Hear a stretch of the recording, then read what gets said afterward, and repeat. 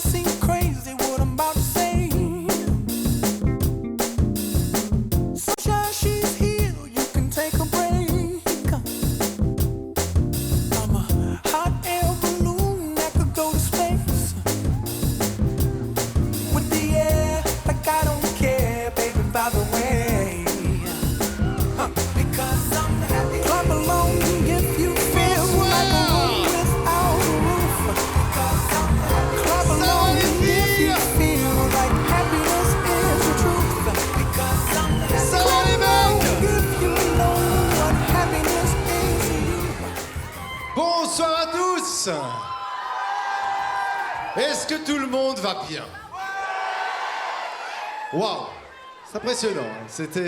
C'est impressionnant parce que vous êtes quand même relativement beaucoup. J'étais en coulisses là en fait et je discutais avec l'organisatrice de l'événement. Elle est venue vers moi puis elle m'a dit il y a beaucoup de monde, ça va, t'es pas trop stressé. Alors j'ai dit bah non t'inquiète pas, j'ai l'habitude. Là j'ai bu ma 12e bière. Et... Ah oui, je vois que vous buvez aussi de la bière, d'accord. Et ça fait plaisir que vous soyez tous là parce que vous êtes jeunes, parce que vous êtes beaux. Enfin, pas tous. Non, je veux dire, pas tous jeunes. Parce que juste là, il y en a qui ont... Il y en a qui ont un tout petit peu plus que 18 ans. Un tout petit peu plus. Ce sont... les autorités, les officiels, les personnalités officielles qui sont là ce soir et que je remercie. Je vous remercie de votre présence. On a un petit film qui va défiler et qui va les présenter un à un. Parce qu'ils sont beaucoup. Et qu'il faut vraiment pas en oublier parce que quand on en oublie un qui est là, il se vexe. Et ça fait une crise. Parce que les politiciens sont très susceptibles, voilà. Quand ils sont là et qu'on les cite pas, ils sont très vexés. J'ai bien dit quand ils sont là, parce qu'ils sont pas tout le temps là. Mais je peux vous dire que ce soir, il y en a beaucoup. Il y en a beaucoup. Je présente souvent des cérémonies comme celle-là, il y a toujours les autorités. Et là, ce soir, je peux vous dire qu'ils sont venus très nombreux. Et il y en a même que je n'ai jamais vus. Et s'ils sont là ce soir, eh bien, il y a plusieurs raisons. Il y en a qui sont venus ce soir parce qu'ils représentent Genève. Hein? Et puis parce qu'ils sont contents d'assister à cette cérémonie. Il y en a qui viennent parce qu'ils savent que juste après, il y a un délicieux cocktail dînatoire. Et puis, il y en a qui viennent ce soir. Pourquoi? Parce que vous avez ou vous allez avoir 18 ans. Et donc, que vous allez pouvoir voter. Et il y a bientôt des élections. Ah, il rate pas une occasion. Donc si jamais à l'entracte, il y a quelqu'un de 45 ans ou plus qui vient vers vous et qui vous dit « Oh, yo mec, ça va, ouais, super !» et qui fait un dab, c'est un de ceux-là. Bienvenue donc à cette cérémonie des promotions citoyennes. Il faut savoir que ça existe depuis 1924. Ça s'appelait les promotions civiques à l'époque. Et au début... c'était réservé aux hommes. Oui, les filles, oui. C'était réservé aux hommes jusqu'en 1971, parce qu'en 1971, il y a un type qui avait fait des études de médecine, qui avait fait des études très poussées, il a fait une recherche, il a fait des analyses, et il est arrivé une fois vers ses potes, il a fait « Eh les gars, la femme a un cerveau, elle peut voter !» Vous vous rendez compte? En 1971, quand on dit que la médecine fait régulièrement des progrès, eh bien 1971 c'était quand même relativement tard, donc bienvenue à vous, mesdames. Et bienvenue aussi aux étrangers qui, eux, quand ils ont eu le droit de vote à Genève en 2005, eh bien à partir de ce moment-là, ils ont pu être présents ce soir, donc bienvenue aussi aux étrangers qui sont là avec nous ce soir. Alors, ces promotions citoyennes, cette année, elles sont assez particulières parce qu'on est en 2018 et que donc vous êtes nés en 2000. Et ça, je dois dire que je vous félicite parce que ça le fait quand même grave. Hein. Franchement, je suis à 2 doigts de regretter d'être né 5 ans trop tôt, moi. Ouais. Et puis il faut savoir donc, vous êtes né dans les années 2000, et je présente en décembre chaque année la fête de Noël de l'Avivo. Alors l'Avivo, c'est une association pour les retraités du canton de Genève. Et donc l'année passée, en décembre 2017, j'ai réalisé qu'en fait tous ceux qui étaient là, ils étaient nés à peu près en 1952-1955. Ça veut dire quasiment un demi-siècle de différence avec vous. Ça veut dire, attendez je calcule, 18 000 jours. Ça veut dire à peu près 400 000 heures, ça veut dire à peu près 24 millions de secondes. C'est impressionnant, hein. C'est impressionnant. Alors, cette soirée, elle est faite pour vous ce soir. Vous y avez droit qu'une fois, quand vous avez 18 ans, donc profitez-en bien. Parce que contrairement aux retraités qui viennent en décembre, c'est la fête de Noël de l'Avivo. Elle est chaque année pour les retraités. Donc ceux qui ont eu 65 ans, ils peuvent revenir chaque année. Et ils reviennent chaque année. Enfin, ça dépend si l'hiver a été rude. Oh, c'était méchant. Et puis, cette soirée va se dérouler en deux parties. La première partie sera assez officielle. Et puis, dans la deuxième partie, vous aurez droit à un spectacle. Et donc, dans cette première partie, il y aura des personnes qui vont intervenir et on va notamment aborder une thématique, à savoir le harcèlement de rue. Et pour moi, le harcèlement de rue, il y a un pendant direct, c'est le respect. D'accord ? Et donc, comme cette première partie sera assez protocolaire, eh bien, je compte sur vous pour avoir du respect et de l'écoute pour tous les intervenants qui vont venir, que ce soit les officiels qui font du discours ou les deux personnes qu'on a invitées pour un témoignage. Donc je vous demande de les écouter, de les applaudir également. Et on va tout de suite commencer avec la conseillère administrative en charge de la cohésion sociale et de la solidarité. Une ovation pour Madame Esther Alder.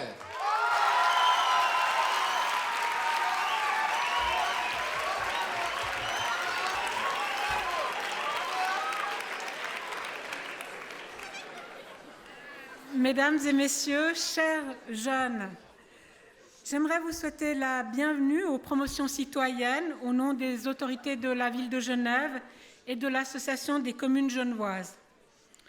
Ce soir, je m'adresse en particulier à vous, chers jeunes qui fêtez vos 18 ans cette année. Ça a été dit, vous êtes nés en l'an 2000, quel symbole, puisque vous êtes les enfants du 3e millénaire.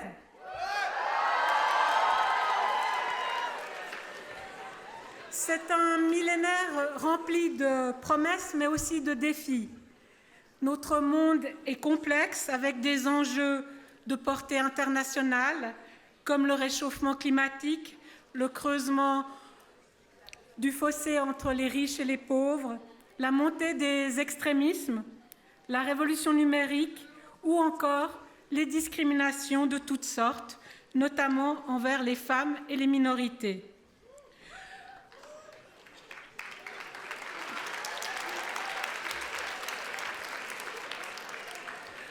Je vous appelle à relever ces défis avec vos rêves de justice, avec votre enthousiasme et avec vos talents. Les autorités ont confiance en vous, j'ai confiance en vous. Rien n'est trop difficile pour la jeunesse, disait déjà le philosophe Socrate. J'en suis aussi convaincue, car vous portez un regard neuf sur le monde. Vous avez du courage, de l'énergie, vous incarnez l'espoir, vous êtes créatif et inventif, vous êtes une force capable de changer les choses. Et nous, les politiques, nous avons le devoir de vous aider à réaliser vos rêves. Pour vous aider, nous avons besoin de vos idées, de votre engagement, pour trouver ensemble des solutions et pour rendre ce monde meilleur et plus solidaire.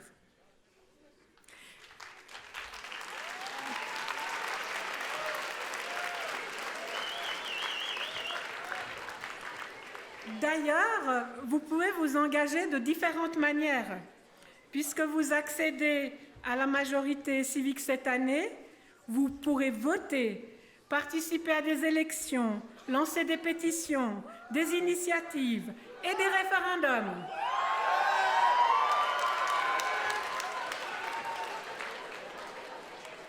Ces instruments démocratiques que beaucoup de pays nous envient permettent aux citoyens d'être de véritables acteurs politiques et de faire évoluer la société. L'histoire a montré que l'exercice des droits civiques peut infléchir la politique suisse de manière conséquente. Sarkis vous l'a dit juste avant. Par exemple, c'est effectivement la mobilisation des citoyens qui a permis aux femmes d'obtenir le droit de vote en 1960 à Genève et en 1971 en Suisse.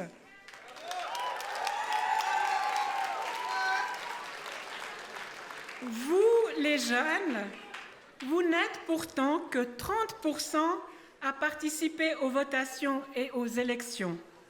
C'est trop peu. Ne laissez pas l'abstention confisquer votre avenir.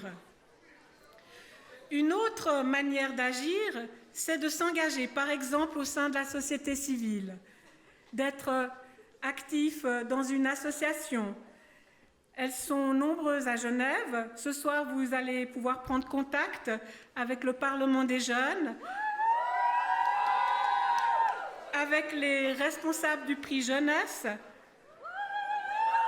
ou l'association Kairos, qui vous seront présentées tout à l'heure. Les activités artistiques sont aussi un moyen pour s'engager. Vous allez entendre tout à l'heure le témoignage d'auteurs de bandes dessinées. Vous connaissez tous Philippe Chapuis, alias Zep, qui nous fait le plaisir d'être avec nous ce soir. Son héros Titeuf interpelle la société sur des grands thèmes comme le pouvoir de l'argent, le sort des migrants, l'écologie, la place des handicapés ou encore la religion. Les deux autres auteurs, Salomé Joly et Sibylline Menet, ont publié l'année dernière un album qui dénonce un phénomène malheureusement très courant, le harcèlement de rue. Le harcèlement de rue, vous le savez, ce sont des paroles ou des comportements irrespectueux, voire menaçants, subis principalement par les femmes dans l'espace public. Ces paroles ou ces comportements peuvent sembler anodins aux yeux de leurs auteurs, mais ils sont vécus comme une violence par les femmes. L'actuel mouvement de protestation mondiale contre le harcèlement et les agressions sexuelles témoigne de l'ampleur de ce phénomène.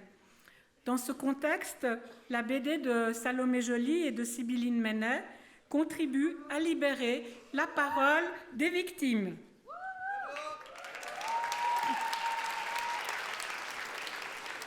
J'aimerais les remercier personnellement pour leur courage et je suis certaine que leur engagement aura un impact positif. Ils peuvent aussi être le fondement de changements. Alors, voilà. Excusez-moi.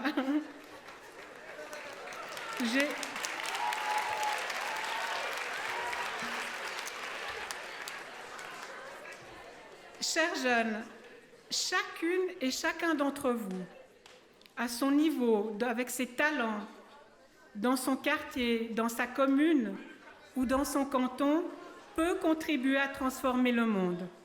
L'essentiel, c'est d'oser, de ne pas avoir peur des échecs. Comme le dit J.K. Rowling, l'auteur de Harry Potter, vous en souvenez ? Il est inévitable d'échouer d'une manière ou d'une autre au cours de son existence. Il est impossible de vivre sans rater quelque chose, à moins de vivre avec la plus extrême prudence, autant dire ne pas vivre du tout. Alors, je vous invite à prendre des risques. Je vous invite à croire en vos rêves, à oser les réaliser. Les obstacles et les échecs ne sont pas des freins, ils peuvent être le fondement de changement. Alors, un conseil, ne vous laissez jamais abattre par les difficultés.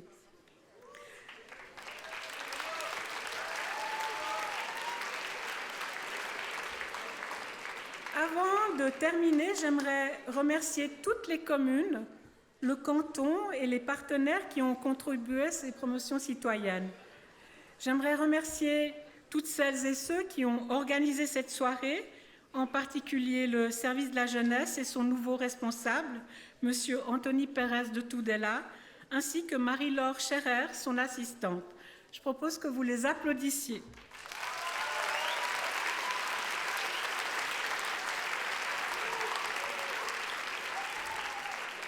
Avant de céder la parole à Monsieur le conseiller d'État, Monsieur Mario Poggia, j'aimerais vous souhaiter une excellente soirée, mais surtout, je vous souhaite le meilleur dans votre vie.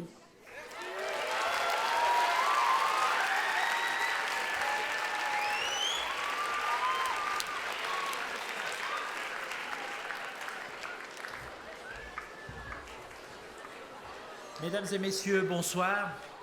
Pour celles et ceux qui sont attentifs, ce n'est pas le même huissier que tout à l'heure, même s'il lui ressemble beaucoup.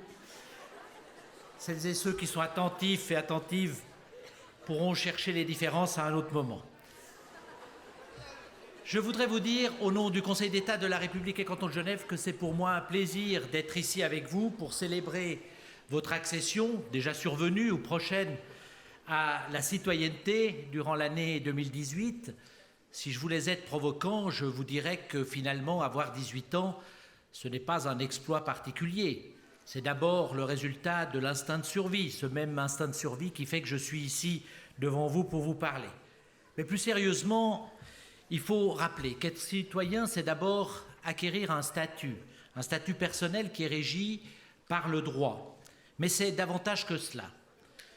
Les anciens Romains parlaient de la civitas. Cette civitas, cette citoyenneté est davantage que ce que l'on fête ou célèbre aujourd'hui. C'est une concitoyenneté car on est citoyen que par les autres, pour les autres et avec les autres. C'est un jour, ces 18 ans, où naissent des droits et des obligations réciproques avec l'État dans lequel vous vivez. Pour ma part, mes 18 ans sont assez loin, plus de 40 ans, et c'est vrai que j'en garde davantage le souvenir d'une étape importante pour obtenir mon permis de conduire, plutôt que d'une étape pour passer au droit de vote et d'éligibilité. Donc, chacun le perçoit évidemment à sa façon, mais nous devons absolument, vous et moi, garder à l'esprit et ne jamais oublier la chance que nous avons de vivre dans un pays, dans un canton, que le monde nous envie. Notre société moderne ne nous donne pas souvent des occasions de fêter des moments clés qui sont, comme aujourd'hui, des moments qui jalonnent notre existence. Et c'est la raison pour laquelle je suis particulièrement content de fêter ce moment de convivialité avec vous. Chaque génération se construit, dit-on, en réaction aux précédentes. Est-ce véritablement encore une réalité aujourd'hui ? Je pense que le fossé des générations, comme on l'appelait jadis, est devenu tout juste un petit sillon et que ce qui faisait peut-être par le passé une communauté de vie d'hommes et de femmes qui avaient traversé des moments difficiles de l'existence, que l'on pense aux guerres du siècle passé, aujourd'hui, fort heureusement, n'existe plus. Et aujourd'hui, le lien entre générations est beaucoup plus diffus. Vous le voyez avec vos parents, peut-être avec vos grands-parents, ce n'est plus ce que les générations antérieures vivaient par le passé. Ce qui nous unit aujourd'hui est plus fort certainement que les années qui nous séparent. Ce sont des valeurs que nous avons en commun.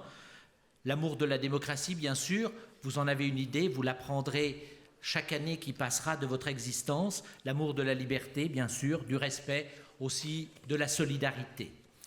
Avoir 18 ans en 2018 n'est certainement pas une chose facile. Vous avez vos soucis. Ceux qui pensent que lorsqu'on est jeune, on est insouciant, se trompent. À chaque âge, on a ses propres préoccupations et elles méritent notre plus profond respect. Notre ville, notre pays sont ce que vous, mesdames et messieurs, en ferez et non pas ce que d'autres en feront pour vous. Dans le monde, peut-être ce n'est pas toujours présent dans vos esprits, mais vous apprendrez avec l'écoulement du temps à observer ce qui se passe dans le monde, plus encore qu'aujourd'hui, même si je sais que les jeunes d'aujourd'hui sont beaucoup plus attentifs à l'actualité qu'on ne l'était à mon époque, à moi. Eh bien, aujourd'hui, des hommes et des femmes meurent tous les jours pour la démocratie. Donc il faut savoir que la démocratie est une valeur précieuse que nous avons la chance d'avoir ici en Suisse, et vous en êtes des acteurs à part entière. L'État, ce n'est pas l'autre, l'État, c'est vous. Alors construisez cet avenir ensemble, ayez une belle existence avec des belles réalisations, tant au niveau personnel que professionnel. Et bon vent à vous.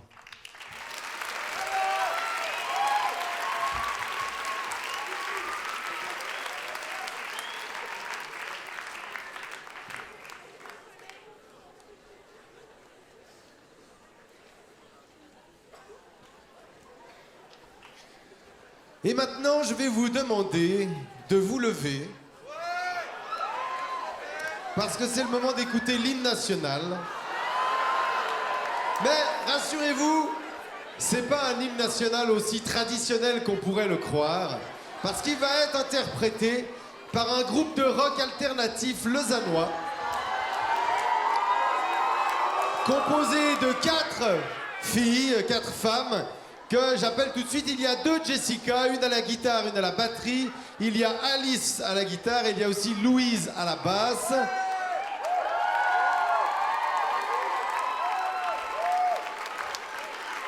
Et ce groupe va donc nous interpréter l'hymne national.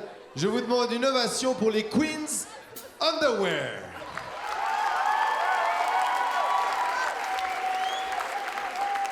Bonsoir Genève! Est-ce que vous êtes chaud? Est-ce que vous êtes chaud?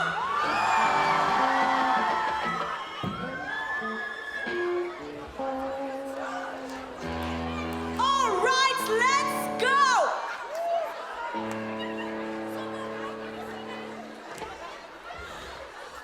Sur nos monts quand le soleil annonce un brillant réveil et prédit d'un plus beau jour le retour.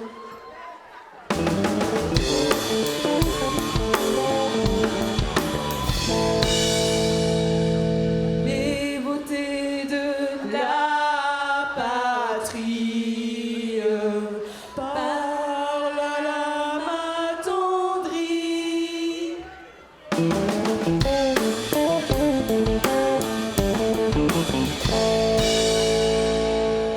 Au ciel monte plus joyeux, au ciel monte plus joyeux, les accents d'un cœur pieux, les accents émus d'un cœur pieux. 1, 2, 3, 4.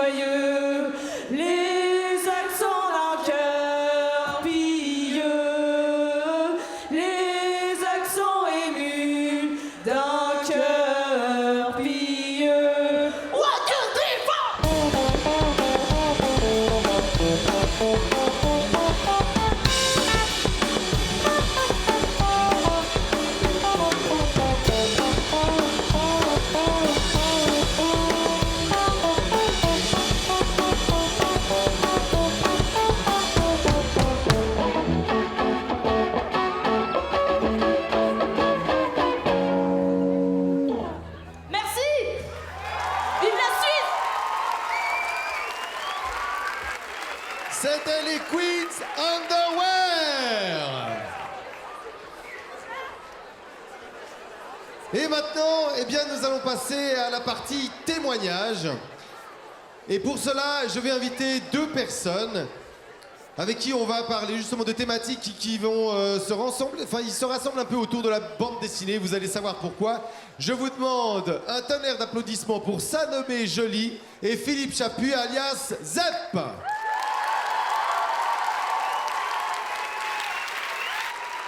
Bonsoir Salomé, bonsoir Zep. Installez-vous ici Philippe et puis ici Salomé. Alors on va commencer par une petite présentation, voir un peu les parcours que vous avez eus chacun. On va commencer peut-être par Salomé. En fait, j'aimerais savoir quelles écoles vous avez faites à Genève, où vous étiez, à quel endroit vous avez étudié. Alors j'ai commencé à l'école primaire de Beaulieu, ensuite à l'école primaire des Cropettes. Après j'étais au cycle de Montbriand et j'ai fait mon collège à Rousseau. Ok. Et donc vous êtes diplômé, vous avez donc passé la maturité. Oui. Il y a combien de temps? Il y a 3 ans. 3 ans, d'accord. Vous avez quoi comme passion dans la vie? Je fais du théâtre. Ok. Sinon, j'aime bien lire aussi, je sors pas mal. Voilà. Comme beaucoup de Ouais, ceux qui sont là. j'imagine. Est-ce qu'il y a un métier que vous vouliez faire quand vous aviez 7-8 ans? Je crois que je voulais être astronaute. Astronaute. Ouais. Ok. Et puis maintenant, est-ce qu'il y a un métier pour lequel vous vous destinez? Enfin, apparemment, vous êtes en droit, c'est ça? Ouais. Donc vous voulez devenir avocate? C'est le but premier ou pas nécessairement? Ou je pense que je serai avocate. Enfin, Ok. je pense que je ferai les études pour être avocate et ensuite on verra où ça se dirigera. D'accord. Après. Est-ce que vous arrivez à nous dire vos qualités et vos défauts? Une qualité, un défaut, si vous en avez, bien sûr. Je suis assez persévérante Ok. et je suis aussi têtue. Et chez les autres, quelle est la qualité que vous appréciez le plus? Le fait que les personnes soient passionnées. Ouais, très bien. Et par contre, un défaut que vous ne supportez pas chez les autres? Les personnes qui sont fatalistes et qui ne pensent pas que les choses peuvent bouger d'une certaine façon. Ok, très bien, merci. Philippe, bonsoir. Zep, alors, Bonsoir. on en connaît un petit peu plus sur Zep, mais quelles étaient les écoles que vous avez faites à Genève? Alors j'étais à Aunay, à l'école des Racettes, parce qu'il y a des gens d'Aunay par ici. Et des Onésiens? Bien, voilà. Et après j'ai fait mon cursus, le cycle et l'école des Arts Déco. Le signe, une action là, ouais. Et d'ailleurs à l'école des Arts Déco, j'avais participé, j'étais le sujet expérimental d'un projet pilote qui s'appelait Section de bande dessinée. Il faut savoir que cette année a ouvert l'ES Exactement. bande Ils dessinée ont aux Arts ouvert Déco ça. de Genève. Donc C'est ça a vrai. mis une trentaine d'années, mais on y est arrivé. Parce qu'à l'époque, ça fait Comme juste quoi, une année. gardons espoir. Non, c'était un projet qui était moi je l'avais fait sur 2 ans, mais l'idée c'était de faire une vraie, ça s'appelait pas une ES à l'époque, mais une vraie formation avec un CFC à l'époque. Et donc voilà, ça a mis quelques années, mais on y est arrivé. Et quelles sont vos passions, à part le dessin? J'aime beaucoup la musique. Je m'appelle Zep à cause de Led Zeppelin, dont on a entendu Exactement. un petit extrait là. D'accord. Et quand vous étiez petit, à 7-8 ans, est-ce que vous aviez déjà la passion pour le dessin et vous rêviez de devenir artiste? Ouais, c'était déjà mon projet en fait. À l'école, je dessinais tout le temps.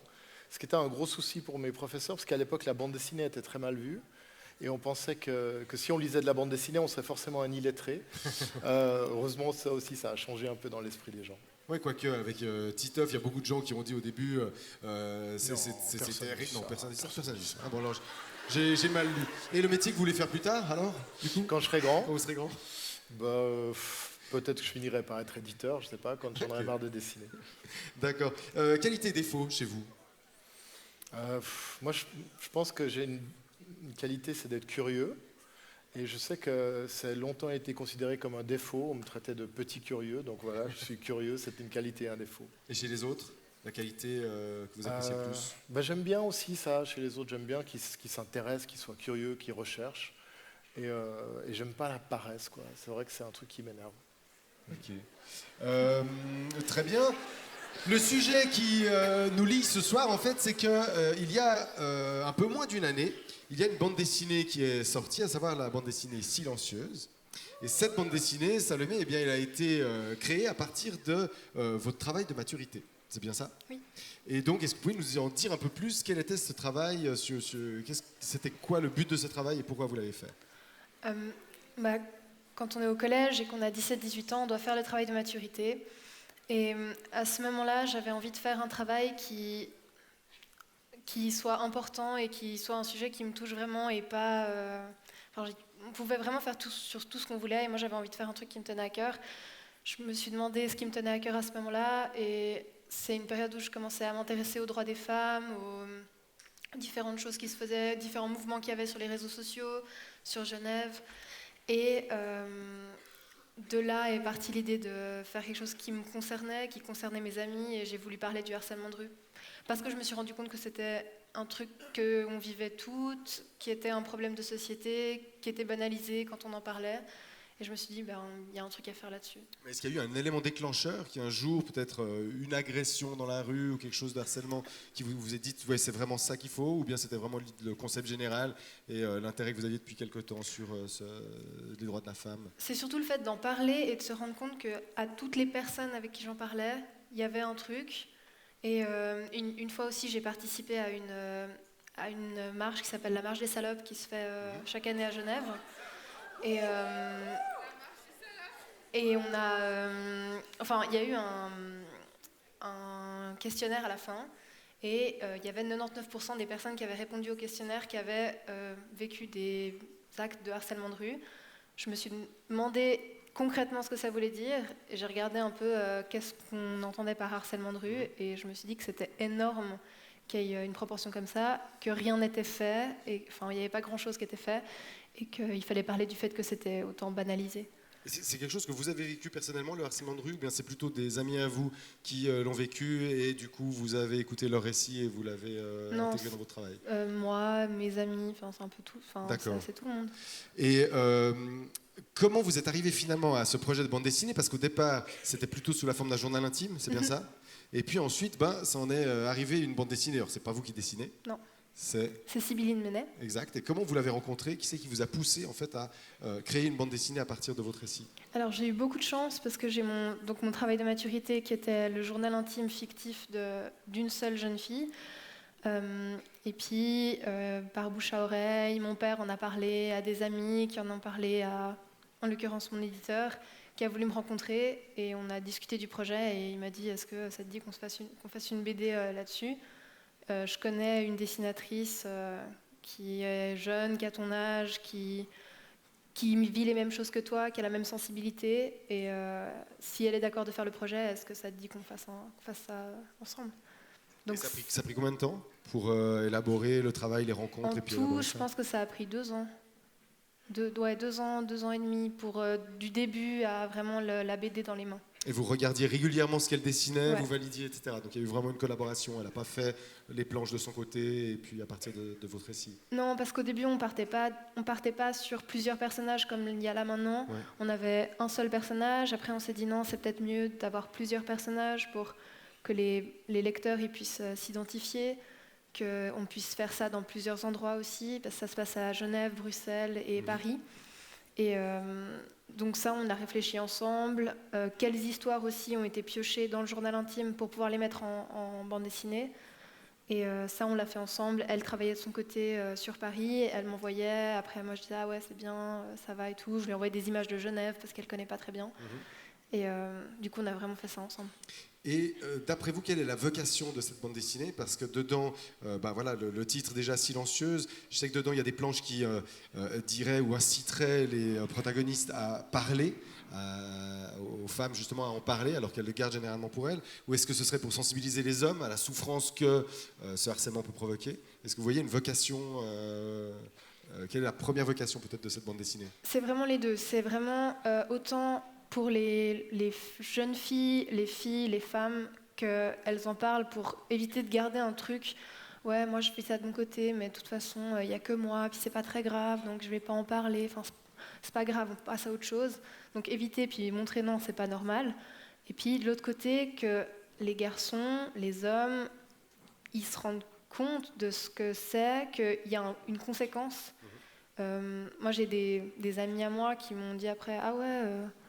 c'est chaud quand même, je pensais pas que ça pouvait être ressenti comme ça, je pensais pas que vous aviez peur. Moi j'ai même les témoignages qui sont après les plus intéressants, je trouve, c'est ceux des adultes qui me disent Ah ouais, j'imaginais pas que tu avais peur quand tu sortais le soir, vraiment à ce point-là, ou qu'il y avait ça qui pouvait se passer. Et du coup, c'est vraiment des deux côtés, que les garçons se rendent compte, que les filles puissent en parler.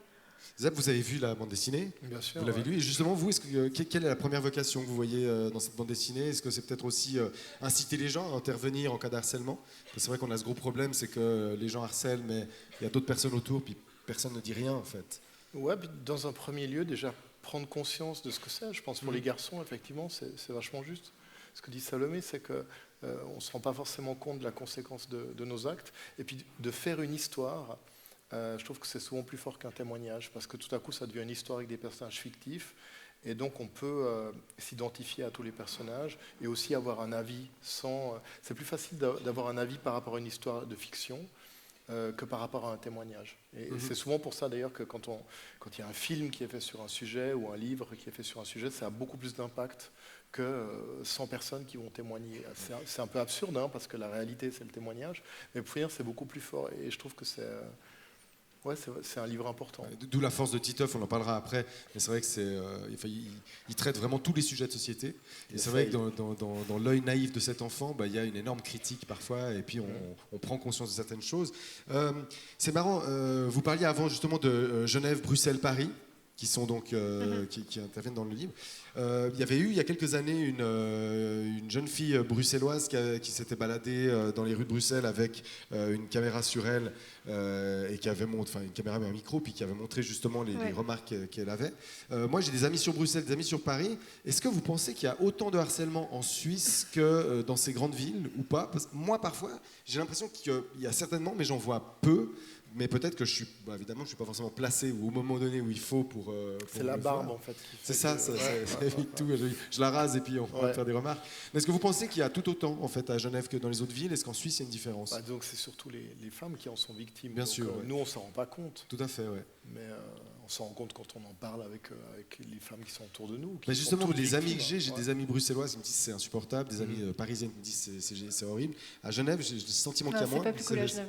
C'est pas le cas? Non. D'accord. Et puis c'est aussi un sentiment d'insécurité et d'être mal à l'aise quand on est dans un bus, etc. Ouais. Non, c'est pas. J'ai discuté avec quelqu'un qui était du Valais aussi, et on peut se dire Sion, c'est tout petit, enfin il y a rien. Et en fait, oui, il y a aussi. Ok, et d'accord. c'est C'est vraiment une problématique très ancrée également en Suisse.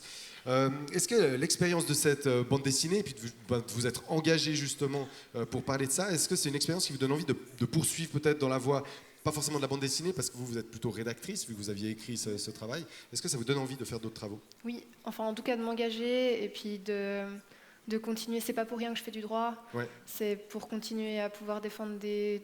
Enfin, j'ai jamais aimé l'injustice, j'ai jamais aimé les choses qui... Et quel genre de cause pourrait vous inciter à repartir dans un projet comme ça? Mais les inégalités entre les hommes et les femmes, les choses qui se passent... Enfin, je suis assez sensible aux droits humanitaires aussi. Et c'est là vers quoi je me dirige.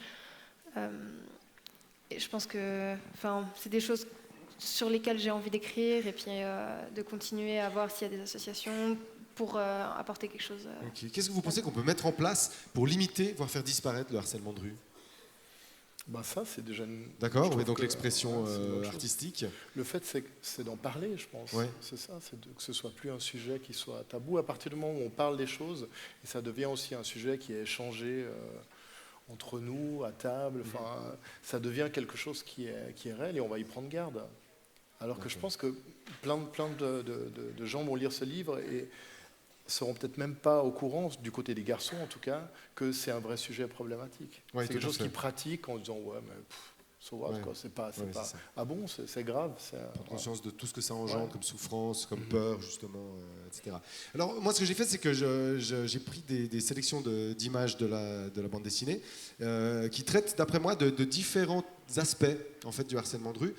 J'aimerais bien qu'on mette la page 26 en fait, qui se passe dans le bus. Alors, la page 26, ça, je ne pense pas que ce soit le numéro 26, la slide 26 du... Voilà. Exact. Donc on a un jeune homme qui lui parle, qui lui dit c'est quoi ton nom, elle ne répond pas, donne-moi ton numéro, elle ne répond pas, il insiste, donne-moi ton numéro, c'est quoi ton numéro. Et après on descend où? Je voulais parler justement de l'insistance. Est-ce que vous arrivez est-ce qu'on arrive à mettre une limite et savoir à partir de quel moment ça devient harcèlement? Est-ce qu'un simple compliment à quelqu'un, à une femme, dans les mesures du correct évidemment, est-ce que c'est déjà du harcèlement parce qu'elle n'a rien demandé et puis on ne lui a pas demandé son avis si elle est d'accord d'entendre en fait ce mot, ou bien est-ce qu'il y a quand même une forme de répétition qui aboutit à la forme du harcèlement? C'est évidemment très polémique, chacun a un peu son avis, il n'y a peut-être pas de règles, mais je sais pas, Salomé. On parle du harcèlement parce que c'est pas forcément une personne qui le fait plusieurs fois, mais c'est souvent le côté régulier, une femme qui peut avoir peut-être 30 fois une remarque dans la D'accord. journée, et c'est pour ça qu'on parle plutôt de harcèlement. Ok. Après, c'est vrai qu'on ne peut pas empêcher la drague, on ne peut pas empêcher la séduction, arrêter de faire des compliments, c'est pas la solution non plus, Ok. je pense. Mais dans la drague, il y a une relation, il y a deux personnes qui sont présentes, Il y a un une retour, personne... là elle répond pas, clairement. Et même s'il n'y a pas de retour, il y a au moins une réception. Là, il n'y a Ouais. pas de réception. Là, D'accord. on sent qu'elle n'a pas envie et il n'y a pas d'acceptation. Alors D'accord. que, Ouais, elle lui tourne le dos, elle ne le regarde pas, donc forcément... voilà, donc là, à ce moment-là, elle dit pas clairement, expressément non, mais c'est un non qui est quand même assez... C'est évident, ouais, qui puis peut même assez parfois, être évident. Même parfois, ça arrive que la femme réponde non et que finalement le non soit pas du tout entendu par le harceleur Oui. qui continue en fait et puis ça change rien. Vous pensez qu'il y a une limite justement ou qu'à un certain moment ça devient du harcèlement et jusqu'à une certaine limite ça ne l'est pas? Je pense que c'est le fait effectivement qu'il n'y ait pas de contact. Si on ne se regarde pas et que vous abordez quelqu'un qui ne vous regarde pas, c'est déjà un peu étrange, Ouais, à tout mon à avis. fait. Et puis après, voilà, si l'autre répond pas, c'est clair. C'est pas juste être lourd. Enfin, parce D'accord, que ouais. les mecs sont souvent lourds. Oui. Mais c'est encore autre chose. Je trouve que ça devient agressant, quoi. C'est une agression. D'accord. On va passer à la page 30. La page 30, là, voilà, où on voit qu'en fait, elle traverse à côté d'un chantier tous les matins. Et puis, il y a une sorte d'effet de groupe. Il y a beaucoup de personnes qui rigolent déjà, qui la sifflent ou qui soufflent. Et puis, on va parler de l'effet de groupe. Est-ce que quand les garçons se retrouvent justement avec plusieurs autres potes, et ben du coup il y a cet effet de groupe de j'ose pas forcément dire aux autres c'est pas bien ce que tu fais parce que je vais passer pour un con, donc je rentre dans le jeu et puis je joue ce jeu là de harcèlement. Sans doute, l'effet de groupe, comme pour la violence, quoi. C'est quelque chose qu'on retrouve, où il y a des bagarres et après on dit oui, c'est parce que j'étais avec des autres et si je le faisais pas, Ouais, c'est ça. je ne faisais pas partie du groupe. Je fais partie du groupe, ouais. C'est le mauvais effet de la mauvaise dynamique de groupe, ça existe aussi malheureusement. Et c'est justement très bien représenté dans la bande dessinée. Et À la c'est plus page, facile, pardon, c'est oui. plus facile aussi, parce que c'était pas moi. Enfin, C'est vrai qu'il y il a y a l'effet, ouais. quelqu'un qui a dit salope, mais c'était pas moi. Enfin, La je sais pas qui responsabilité est c'était, divisée, ouais. Ouais. Et puis c'est plus difficile aussi quand on se retrouve. Enfin, il y a un effet aussi de cet effet de groupe. Il fait peur. Il y a une hiérarchie qui est différente. La Ouais. personne est toute seule. Un groupe qui s'attaque à une personne toute seule, la personne toute seule, elle va moins facilement répondre. Forcément plus Alors fragile. voilà. D'accord. À la page 34, il y a quelque chose qui est assez intéressant, c'est qu'en fait, une fille se retrouve à discuter avec sa grand-maman, et il y a justement ce conflit de génération. Est-ce que vous pensez que c'était pareil avant, Salomé, ou est-ce qu'il y avait du harcèlement à l'époque, et puis il y en a toujours aujourd'hui, ou est-ce qu'il n'y en avait pas, puis il y en a maintenant? Est-ce que pour les témoignages, vous avez rencontré, discuté avec des personnes peut-être plus âgées, qui vous ont dit, donné des réponses à ça? Alors, comme j'ai écrit le journal intime fictif d'une personne, il fallait que je me concentre sur une tranche d'âge. Et c'est aussi pour ça que je me suis concentrée, parce qu'on parle beaucoup des filles, du harcèlement de rue sur les filles, etc. Je le place juste comme ça. Ça ne concerne pas que les filles, ça concerne aussi les garçons. Mais là, en l'occurrence, on ne pouvait pas le traiter dans ce cadre-là. D'accord. Mais il ne faut pas oublier ni le mettre totalement de côté. Et puis, par rapport à l'âge, moi, j'ai entendu pas mal de mamans, en l'occurrence, qui sont venues pour acheter la BD et qui m'ont dit merci. Voilà, c'est cool qu'il soit fait maintenant. Donc ça leur parlait aussi. Ouais, ça leur parlait donc elles l'ont clairement. vécu. Et soit maintenant, soit avant, elles l'avaient vécu clairement. Ouais, Zep, vous pensez qu'à l'époque, quand vous étiez jeune, ça existait tout autant finalement? C'est pas. Est-ce que Pas ça grand-chose qui évoluait? existait à l'époque. Rien, franchement, non. Vous avez tout inventé, vous avez inventé la BD. Non, mais je pense que c'est un vrai problème, c'est que effectivement, on a l'impression, enfin les femmes des générations précédentes ont l'impression que beaucoup de progrès ont été faits, Ouais. et ça c'est quelque chose qui est allé dans le sens inverse du progrès, c'est-à-dire que ça s'est vraiment, ça s'est empiré quoi cette situation. tout cas, Je sais pas si moi, ça s'est mon empiré. épouse disait que quand elle avait 18 ans, elle pouvait sortir, D'accord. traverser Ok. la plaine de Plainpalais en mini-jupe et c'était cool. Aujourd'hui, faut pas faire ça, quoi. Ouais, faut l'éviter. À la page 38, il y a le phénomène d'en parler qui est justement très présent dans la bande dessinée, de dire aux femmes, si ça vous arrive, parlez-en. Qu'est-ce qui fait que les femmes n'en parlent pas? Même à leurs amis proches ou à leurs conjoints? Parce qu'elles peuvent se dire que c'est pas important, c'est pas si grave. C'est pas assez grave pour le signaler. C'est un petit truc. Elles pensent peut-être qu'elles vont pas être entendues par leur conjoint qui va dire mais non, mais tu Oui, mais même dramatises. elles toutes seules. Même elles toutes seules. C'est même pas je pense que c'est même pas forcément la réaction qu'elles vont recevoir, mais c'est surtout même pour elles. Bah, ouais, bon, c'est pas grave. Moi, j'ai des amis qui m'ont dit ah ouais, j'ai déjà eu ça, mais je m'en fous. Et puis, du coup, c'est un peu ça. Je pense qu'il y a un peu de. Ouais, alors, si elles s'en foutent, il n'y a pas de Non. blessure. Oui, mais c'est le côté répétitif. Enfin, oui, quand même. Enfin, c'est un problème de respect qui D'accord, peut pas oui, c'est tout à passer. fait d'accord. Et même si une fois on se dit bon bah aujourd'hui ça va bien, bah peut-être que la fois d'après ça ira pas du tout. D'accord, ok. Qu'est-ce que Mais- vous en pensez? Là, je manque de Ouais, d'expérience. de mais- pratique. Mais pourquoi vous Mais- pensez que les femmes n'en parlent pas? Est-ce que ça gêne? Est-ce qu'il y a honte? Je comprends que si ça va beaucoup plus Je loin, pense si que on c'est- dépasse les limites, Mais s'il y a comme contact, la etc., il y a violence, honte. quoi, quand on se C'est vrai, quand on se fait taper, ouais, on en parle pas. on n'a pas envie d'en Ouais, c'est parler vrai. autour de nous. C'est quelque chose qui est, c'est gênant, quoi. On se D'accord, ouais. sent blessé, on se sent sali, on n'a pas envie d'aller le dire aux Peut-être autres. pas envie de dire justement les sentiments que ça a pu provoquer en soi. Donc on ça, cette préférerait pudeur, l'oublier que de. Tout à fait. Et ouais. puis aussi le côté on culpabilise pas mal les personnes enfin les femmes en l'occurrence, et le fait qu'on puisse dire quelque chose puis qu'ensuite on est juste en réponse bah t'as vu comment t'étais habillée, forcément ça arrive d'avoir des réponses comme ça. Donc ça encourage pas à parler Ouais. de ça.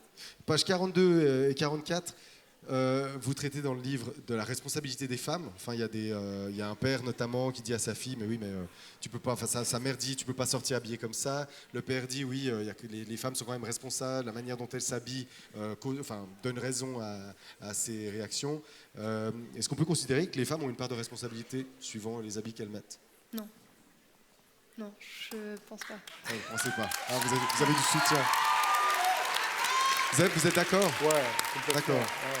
Mais vous parliez avant de la mini-jupe en traversant la plaine de Plainpalais, on pouvait le faire à l'époque, on peut Bah plus. oui, mais c'est super dommage qu'on puisse à fait, plus ouais. le faire. Enfin, c'est Ah quand bah c'est même- sûr qu'on va pas se plaindre nous, c'est dommage que ça se fasse plus. Ah ouais, non, mais c'est incroyable. Enfin, on ne va pas respecter les femmes juste parce qu'elles se cachent. Tout à fait, Ce ouais, serait tout à absurde, fait. quoi. Et directement en lien en fait avec ça, on va passer à des images justement de vous, Zep, alors qu'ils sont pas forcément directement liés au harcèlement de rue, à part la première qui m'a quand même assez marqué. J'aimerais la page 14 en fait, où on voit Titoff qui passe devant un kiosque. Et puis sur ce kiosque, eh bien, il y a une photo, une image d'une femme dénudée, voilà. Et puis on voit que Titoff regarde puis qu'il est quand même assez impressionné. En fait, il y a aussi la société qui vend la femme en tant qu'objet du désir. Donc pour les enfants de l'âge de Titoff qui se baladent, tout d'un coup ils se retrouvent devant des images comme ça, des publicités où la femme est femme objet à côté d'une voiture pour vendre des produits. Est-ce que justement les jeunes ne se construisent pas une image de la femme comme objet de désir à cause de cette société qui vend des produits comme ça ou qui la montre comme ça? Je sais pas. Je pense que ce qui est compliqué, c'est qu'il y a un peu un fossé entre l'image et l'explication qu'on peut donner autour. Quand on est un enfant, on est confronté à beaucoup d'images de nudité, d'images de sexualité, même beaucoup d'images de pornographie. Ouais. Mais on ne nous explique pas ce que c'est, parce que encore aujourd'hui, on fait comme si les enfants n'avaient jamais vu de Oui, bien pornographie. sûr, On sait ici, par exemple, tous ceux qui n'ont pas encore eu 18 ans n'ont jamais vu d'image Non, évidemment, pornographique. non. Mais à partir de cette année, ils pourront. Mais voilà, Bravo, profitez-en, hein, vous allez pouvoir. ils attendent leur anniversaire. et donc, Voilà, ils quand- savent demander quoi comme cadeau. hein. quand on est enfant et qu'on tombe là-dessus, on n'est pas forcément traumatisé à vie, on n'est D'accord, pas ouais. forcément détruit, mais on comprend pas vraiment. C'est des Non, puis choses c'est en qui créant ce questionnent. tabou justement que Ça devient les un gens truc bizarre, C'est ça, voilà. que ça devient un truc bizarre, ouais, tout à fait. Donc, ouais, moi je pense que c'est important D'en parler. d'en parler, pas que ce soit quelque chose de tabou, pas qu'on pense que... Ce qui est encore hallucinant, c'est que par exemple, dans les films qui sont adressés à un public jeune, on n'a pas le droit de mettre d'images de sexualité. Ouais, alors que tout à fait. tout Ouais, le bien monde sûr, a vu il y en des a images de partout, sexualité, ouais, bien mais il y a sûr. encore ce tabou. Par exemple, un truc très étrange, c'est que moi, j'ai travaillé un petit peu dans le cinéma. Dans un film, vous pouvez montrer une femme nue, mais pas un homme nu. Oui, c'est vrai. C'est quand même bizarre comme idée. Il y a peut-être Ça l'idée fait que chez partie- l'homme, on voit l'organe sexuel en tant que tel, tandis que chez la femme, on ne le voit pas forcément. Quelle Enfin, affaire. Oui, c'est ça, Je mais c'est sais vrai. que, Je suis tout à fait d'accord. Et alors, j'essaie de trouver des raisons. ce serait mieux qu'on en ait déjà vu un sexe Tout à d'homme fait, une ouais, fois ouais, dans tout à sa fait, vie, ouais. avant d'être confronté à, je sais pas, Ouais, à la non, bien première sûr, fois ouais. où on a notre copain qui se déshabille. Donc, je vois pas en quoi c'est problématique. Et je sais que pour moi, c'était ouais, ça me semblait être une vraie anomalie dans notre société. Et c'est pour ça que dans Titeuf, j'ai voulu mettre des histoires d'enfants qui parlent aussi de leur compréhension de la sexualité, parce que c'est quelque chose qui est une réalité. Quand on est enfant, on a envie de comprendre, donc on invente, comme on n'ose pas forcément en parler avec ses profs ou avec ses parents, on invente des théories entre nous qui sont souvent, en tout cas dans le cas de Titeuf, un peu catastrophiques, mais au moins, il y a la volonté d'expliquer les choses. Et il y a quelques années, j'avais fait un petit livre qui s'appelle Le Guide du zizi sexuel, que peut-être certains d'entre vous ont lu et ont une sexualité épanouie aujourd'hui grâce à ça, évidemment. Merci, Zep. Et l'idée, c'était vraiment de montrer, d'expliquer un maximum des choses simples. Mais ce livre, il a été fait parce qu'il a été fait en dehors de tout contrôle, en fait. D'accord.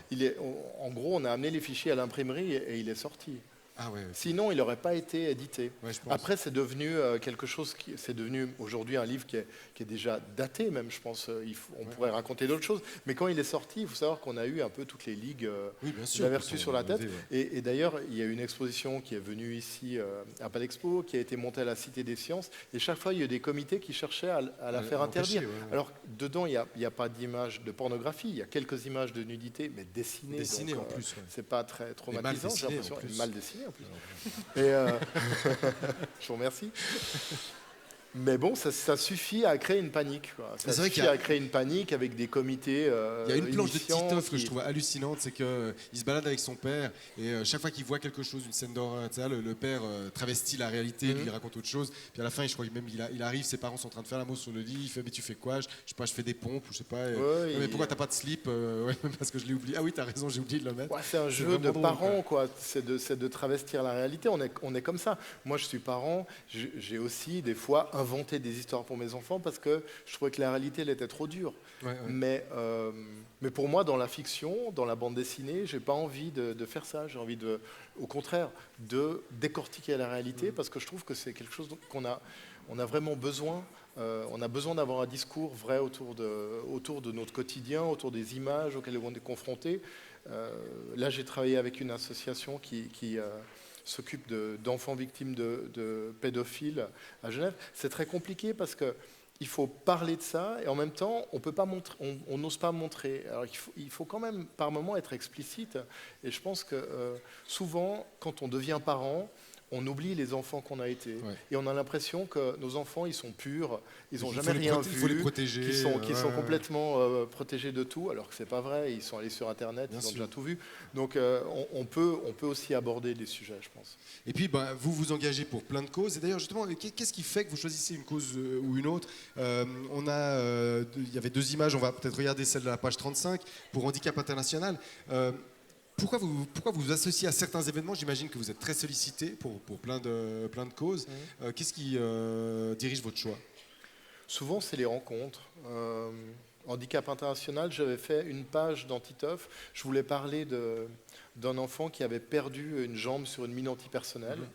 Et donc, je suis allé voir les gens d'Handicap International en leur disant, est-ce que vous pouvez me montrer de la documentation, comment ça se passe. C'est vous qui êtes allé vers Voilà. eux. C'est pas eux qui sont et venus donc, vous demander, ils m'ont expliqué, ils m'ont montré des cas d'enfants qui sont traités en orthopédie, à qui on fait des prothèses. Donc j'ai pu dessiner ça correctement, de manière la plus réaliste possible. Et puis après, eux sont revenus vers moi en me disant, oui, vous l'avez mis dans l'album, mais alors est-ce que vous n'avez pas envie de prolonger? Et puis aussi, avec Titeuf, de parler de cette problématique. Et j'ai travaillé pendant 2 ans avec eux. Et souvent, ça se passe comme ça, en fait. C'est une rencontre, soit autour d'une histoire de Titeuf qui me fait aller chercher de la documentation, et je découvre une problématique que je ne connaissais pas forcément, enfin que je connais comme tout le monde aux infos. Et ça me donne envie d'aller plus loin, en fait. Mais j'aime bien cette idée que ce personnage offre aussi la possibilité de dire des choses à notre société. Parce que je pense qu'il est à l'âge où il croit complètement Et il a raison, et j'espère qu'on continue à le croire après, qui peut changer le monde, qui peut faire le monde meilleur.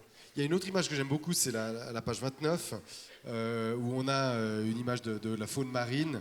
L'écologie, c'est un sujet qui vous touche particulièrement? Oui, bien sûr. Ouais. Et puis, ce que j'aime beaucoup, j'aimerais savoir, slip ou caleçon? Slip. Slip, Ouais. d'accord. Donc, c'est pour ça que le slip, c'est quand même la marque de Titoff. Moi, j'ai fait une sélection d'expressions. Il y a pauvre slip, il y a cool du slip, il y a particule de slip, il y a mot du slip, ça on l'expliquera pas, elle me semble évidente. Il y a triple slip, référence à Haddock ou pas? Ouais, c'est pas Ouais. mal. Ouais. À fond le slip, titre de l'album. Et puis, je t'atomise le crâne jusqu'à la fibre du slip. C'est quand même pas mal, ça. Bah, le mot est plus rigolo Le mot que est caleçon. drôle, c'est vrai. Je t'atomise le crâne jusqu'à la fibre du caleçon, ça marche. pas drôle. Ça marche C'est vrai que le mot en soi, il sonne bien. Le mot, il est bien. Ouais, c'est intéressant. Et puis, alors, il y a une planche que j'ai découverte tout récemment. Enfin, il y a ces 6 planches. Ça commence la page 18. C'est sur les migrants. C'est une planche qui n'a pas été publiée, hein, que vous avez mise sur votre blog, Ouais. mais qui n'a pas été publiée. Et j'ai lu que vous aviez presque souffert en dessinant ça, parce qu'elle met en place Titoff, qui vit l'horreur de la guerre, qui fuit et qui finit dans des barbelés, avec une dernière case qui est noire, où il ne parle plus. Il disait au secours, il ne parle plus. Il meurt. Il meurt. Ouais. Et ça vous a fait quoi de dessiner, de tuer ce héros? C'est dur, quoi, parce que quand on dessine, quand on fait vivre un personnage, on vit à l'intérieur de ce personnage. Donc quand il meurt, c'est comme si on mourait avec lui. Et c'est toujours fait quand on dessine. D'ailleurs, si vous regardez des auteurs de bande dessinée en train de travailler, généralement, ils ont l'expression du personnage qu'ils sont en train de dessiner. Donc on le vit de l'intérieur. Oui, il paraît que vous êtes Et justement voilà, moi, penché contre souvent, des Titoff. je dois me mettre dans la peau d'un garçon de 10 ans, et donc il faut me compresser un peu. Et ouais, c'est quelque chose qui émotionnellement est assez secouant de faire mourir un personnage. Mais c'était au moment où toutes les télévisions parlaient, mais vraiment chaque heure, breaking news, on n'avait que des images des migrants. Et c'était réduit vraiment à un problème de statistiques, de chiffres. Et le journal Le Monde m'avait demandé, elle dit, est-ce que vous voulez participer à une journée sur le thème des migrants, faire des dessins, faire des choses. Je dis, mais qu'est-ce que je pourrais dire qui n'a pas déjà été dit 500 fois? Je ne suis pas non plus un analyste politique, je ne suis pas un sociologue, je peux pas... J'ai pas quelque chose de neuf à dire par rapport à ça. Je suis juste un spectateur comme tout le monde qui regarde ça en bouffant ses chips et qui se dit oh là là, c'est triste. Vous êtes intéressé par la politique ou pas du tout? Oui, bien sûr. Parce qu'il y a intéressé en tant que il y a la planche citoyen. 43 où Titoff, votez Titoff président. Oui, ça drôle. m'intéresse. Un fantasme? Non, moi, pas du tout. Alors je préfère être à ma Zep place. président, je trouve que c'est un rôle compliqué, mais heureusement que des gens le font, quoi. Ouais. Je suis bien content que des gens aient envie de le faire. Et puis il y a une dernière image que j'aime beaucoup, c'est un atelier dans lequel se trouve Titoff, c'est la deuxième image. Et ça ressemble en fait à votre atelier, j'imagine que vous avez dessiné votre propre atelier parce qu'on a eu la chance de pouvoir venir le voir. Le jour où on est venu, vous aviez rangé ou il est vraiment comme ça? Parce que là, c'est un peu la deuxième. Je me souviens plus comment il C'est est. la là, deuxième sur le page. dessin, Ah, mais je pense qu'il est rangé. On l'a vu ouais. tout à l'heure, il est un peu. La deuxième. La deuxième tout au début du slide. J'espère qu'elle va arriver. Alors, c'est pas ça. C'est mieux rangé que ça. C'est mieux. Voilà. Ah non, là c'est rangé. Là, Là, c'est rangé. Ah, D'accord. C'est bien rangé. Ok. Vous êtes quelqu'un d'organisé en général? Vous aimez l'ordre? Oui, l'ordre non, mais enfin l'ordre comme ça. Mais je suis assez organisé parce que j'ai 5 enfants et donc voilà, faire de la bande dessinée, avoir des enfants, enfin ça demande quand même d'être. Je peux pas faire ça n'importe quand. Voilà, donc ouais, je suis assez organisé. Ouais. Ok, en tout cas, alors merci beaucoup aux deux d'être venus témoigner sur ces thématiques et sur ces images. On peut vous applaudir bien fort. Et puis, comme vous êtes là, Zep, et puis que ces gens sont des adultes maintenant, moi j'ai pris le Happy Sex réservé aux adultes. J'aimerais bien que vous fassiez un petit dessin. Ah ouais. Puis comme on a une caméra, vous allez pouvoir faire un petit dessin sur mon livre. On va voir qu'il y a une caméra. La caméra. Alors maintenant qu'ils ont 18 ans, on peut le faire dans ce livre. Ah ouais, maintenant ils n'ont pas tous 18 ans. Il y en a qui auront 18 ans. Non, rien de sexuel. Non, on peut pas. Non, on peut pas. Alors faites simplement un dessin sur cette feuille. Faites autre chose. Ouais, non, c'est vrai. Bah oui, désolé. Bah non, on peut pas. Ah bah désolé. Il y a les autorités, il y a les caméras, c'est pas possible. Mais vous allez avoir droit à un dessin en direct de Zep. Voilà. Je vais faire un Titoff de 18 ans. Oula. À quoi il ressemblerait? Et alors j'ai lu justement parce que j'en profite pour parler et vous dire que si jamais vous avez envie d'acheter, il y a Le Monde qui a fait un hors-série sur Titeuf, 25 ans de Titeuf. Il y a une interview extraordinaire de Zep, il y a des témoignages fabuleux, il y a des commentaires sur des planches que vous avez faites qui sont vraiment superbes. Et il y a notamment justement ce lien entre le début de Titeuf, et c'est vrai qu'il avait un visage très cassé presque, avec une mèche qui était beaucoup moins souple que celle qu'il a maintenant. Mais il était plus anguleux. Ouais, il était beaucoup plus angulé, et c'est vrai que là maintenant il a vraiment bien changé. Il s'est adouci avec le temps. Et je le savais pas. Vous savez pourquoi Titeuf? Pourquoi? Ah, vous savez pas? Eh bien, Philippe Chapuis va vous expliquer, c'est très simple. Oui, il avait une tête d'œuf, simplement, donc voilà. Titeuf? Ouais, Titeuf. Tout bêtement.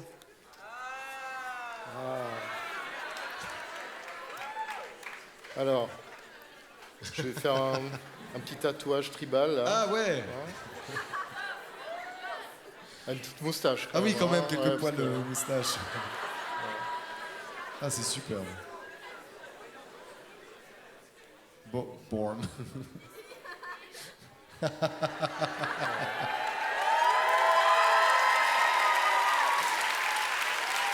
Merci beaucoup, Zep, pour ce dessin. Le citoyen du slip. Merci, Zep. Merci, Salomé, d'être venu pour ce témoignage. On peut les applaudir très fort. Merci. Excellente soirée, Salomé et Zep.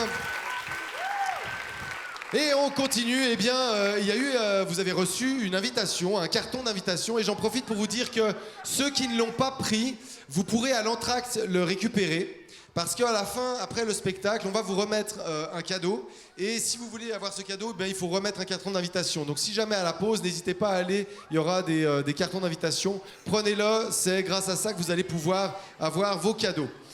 Ce carton d'invitation, eh bien, il y a eu un concours qui a été fait avec des jeunes graphistes pour savoir qui allait avoir l'honneur d'avoir son dessin représenté sur le carton d'invitation. C'est le Centre de formation professionnelle art qui a donc lancé une section BD cette année.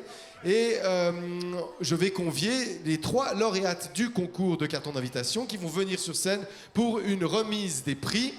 Et j'aimerais donc que vienne sur scène tout d'abord la gagnante qui a eu donc son dessin publié. Elena Pribitkova pour le premier prix. Elena. Les cadeaux sont là, voilà. J'ai des cadeaux. Je vais appeler les 2 autres. Il y a un deuxième prix, Laura Chapuis, qui apparemment a un nom prédestiné au graphisme ou à la bande dessinée. Et puis le 3e prix, Nola Roby. Alors voilà. Alors Elena, je vous remets un diplôme et une délicieuse boîte de chocolat. Alors, Laura, c'est toi, mais tu es Laura. Ah d'accord, parce qu'il y en a une des 3 qui on m'a dit qu'il n'était pas vraiment elle-même, mais qui envoyait une amie parce qu'elle ne pouvait pas être venue, c'est toi. Donc, Nola Roby, c'est pour toi, mais ce n'est pas toi. C'est ça, d'accord. Mais je te fais confiance, tu lui remettras la boîte de chocolat. Peut-être, très bien. Voilà, pour toi également. Ce sont les 3 lauréates de ce concours. On peut les applaudir bien fort.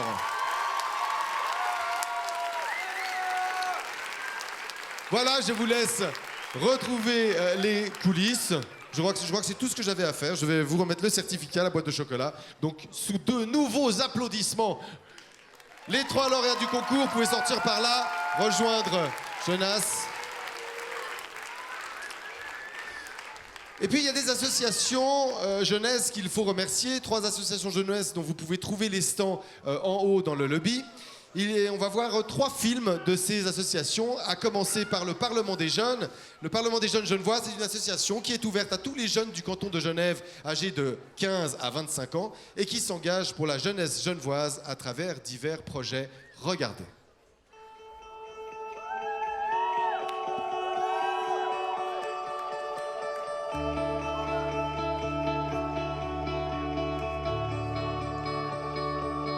Le PGG, c'est une association qui te permet d'apprendre à créer un projet de A à Z. C'est une plateforme de projet hyper dynamique par et pour les jeunes.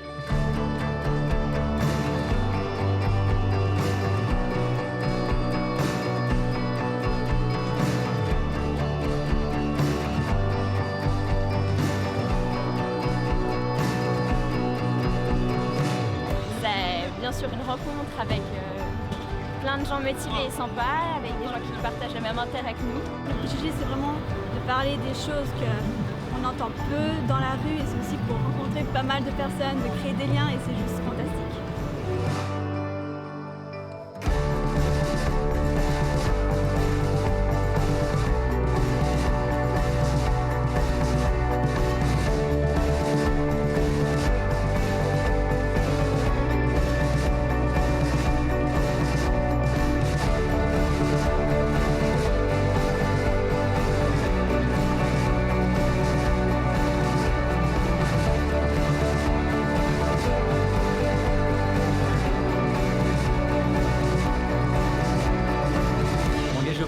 C'est pouvoir prouver que nous autres jeunes, on a quelque chose à apporter pour construire l'avenir. C'est un groupe d'amis avec qui on organise plein d'événements. Une façon de pouvoir s'engager dans la vie de Genève.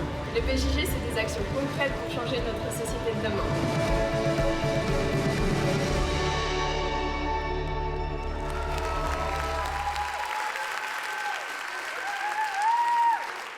Le deuxième film va traiter du prix jeunesse. Le prix jeunesse récompense des candidats jusqu'à 25 ans sur le thème Une jeunesse qui s'engage et des candidats de plus que 25 ans sur le thème Un engagement en faveur de la jeunesse. Regardez.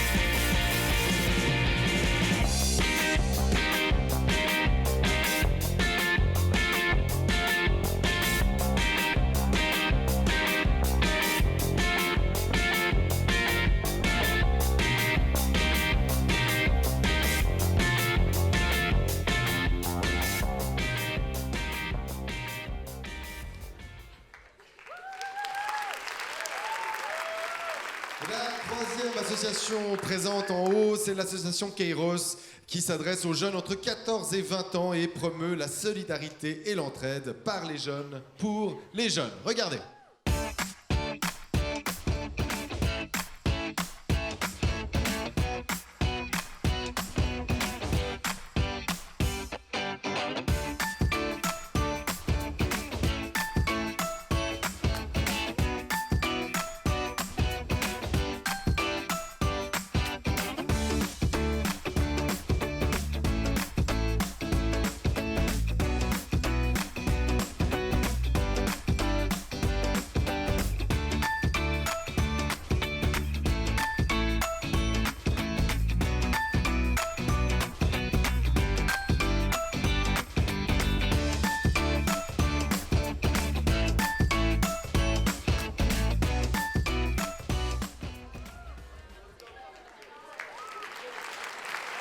Si vous voulez des renseignements, n'hésitez pas, elles sont en haut et vous attendent.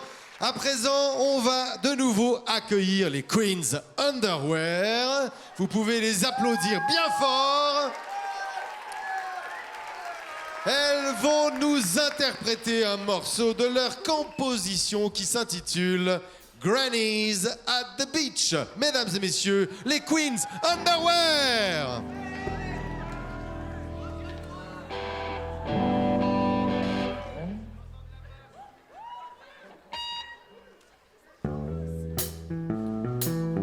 Hey, how you doing?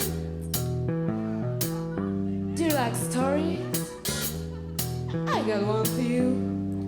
Sit down, relax, enjoy the show. Oh.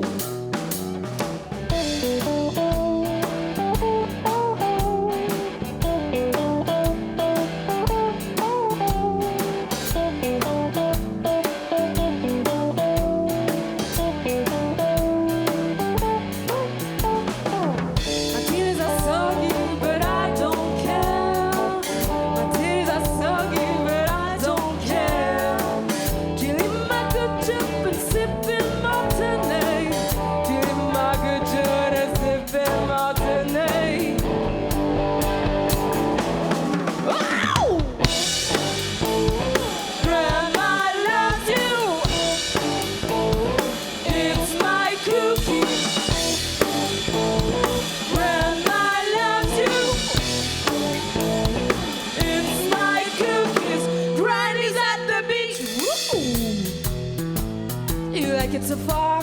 You in the back and your beer. I got another story for you, and this one is for you. Oh, oh. Woo!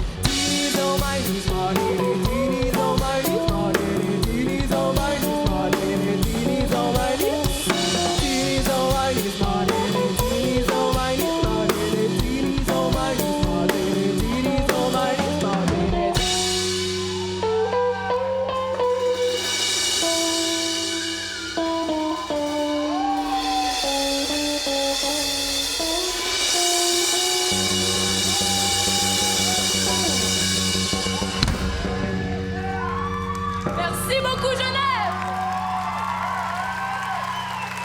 Une ovation pour les Queens Underwear!